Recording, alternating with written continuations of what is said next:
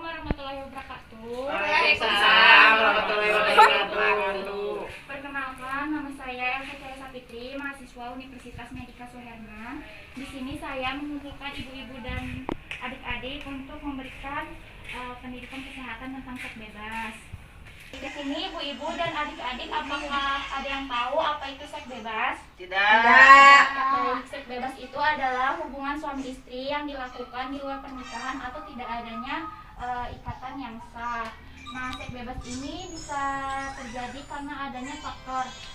Yang pertama itu dari faktor lingkungan dan faktor ekonomi. Nah, kenapa sih seks bebas ini dilarang? Karena seks bebas ini akan menimbulkan penyakit menular seksual, terus terjadinya aborsi pada masyarakat, dan yang ketiga itu adanya kematian ibu dan bayi. Setelah itu penyakit PMS atau penyakit menular seksual itu bisa ditularkan melalui cairan seperti ludah, darah, dan hubungan seksual. Nah, setelah itu bisa ditularkan melalui bekas suntikan. Baik, itu saja yang dapat saya sampaikan di sini.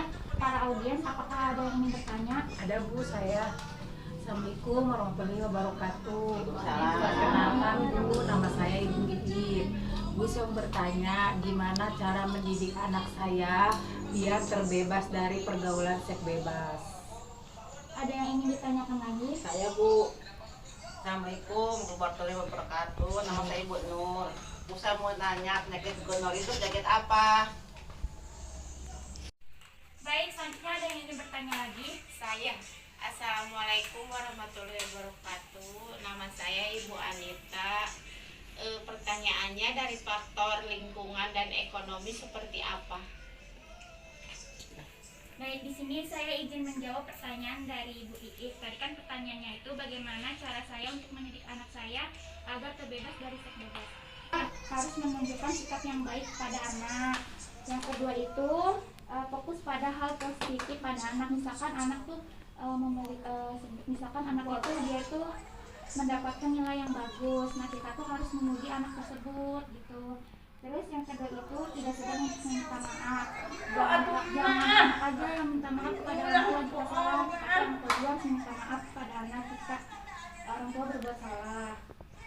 Baik, di sini saya akan menjawab pertanyaan dari Ibu Nur. Penyakit gonorrea itu bisa disebut dengan kencing nanah.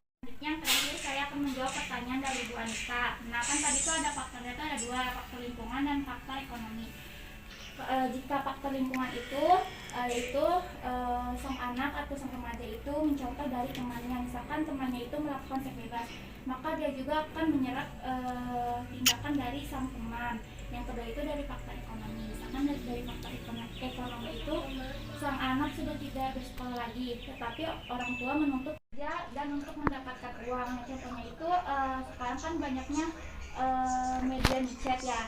Nah, media micet itu adalah salah satu media yang dipergunakan untuk menjual diri seperti OpenBO. Nah, biasanya itu kebanyakan yang sekarang menjual dirinya itu adalah anak-anak di bawah umur. Seperti itu. Terima kasih Bu sudah menjawab pertanyaan saya.